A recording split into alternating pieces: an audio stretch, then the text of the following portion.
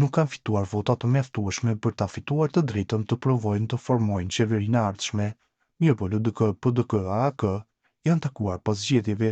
Nën kryetari i LDK-s Lutfi Aziri të mërkurën ka konfirmuar se lideri i kësaj partie Lumir Abdi Xhiku është takuar javëve të fundit me Memli Krasnishin e Bedri Hamzën e PDK-s dhe Ramush Haradinajn e AAK-s. Por ai tha se nga kjo parti nuk ka pasur ndonjë bisedë apo takim me lëvizjen vetëvendosje. Asnjëherë nuk ka biseduar me vetëvendosjen këto javë të fundit, ka iniciativë me partitë politike të tjera që vijnë nga opozita, dhe ajo iniciativë ka shkaktuar takime me Hamzën, Memlin, Krasnishin, Ramush Haradinajn, ka thënë Aziri. Ai po ashtu ka shtuar se LDK është e interesuar për të udhëhequr qeverinë, sipas tij LDK do ta ruajë qeverinë stabile. Sonte po ju them të njëjtën, që e kemi konfirmuar që ata që i kemi thënë qytetarëve tonë, ne jemi të interesuar për ta udhëhequr qeverinë. Nëse ne nuk na themi kemi besimin, ne nuk jemi në pozitë.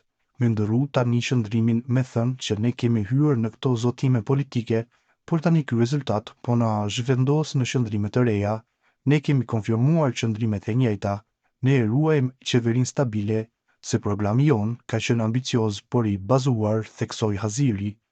Opinionisti Ismail Muqiqi thotë se po të kishin moral dhe dinjitet partitë opozitare, do të qëndronin anash duke i dhënë mundësi partisë fituese që të krijojë institucionet e veta.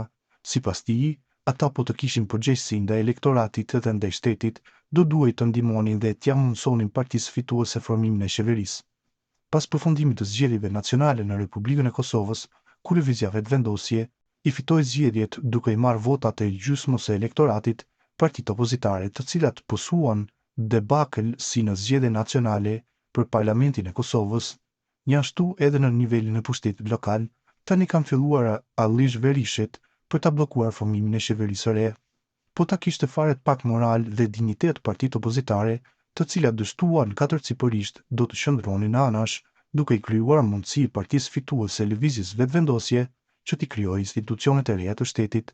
Edhe më parë, kemi shkruar se shoqëria kosovare ka probleme me klasën politike, përkatësisht në organizimin e mirëfillt politik, që do të duhej të ishte shembulli i kultivimit të parimeve njerëzore për ta planuar realitetin e demokracisë në politikë.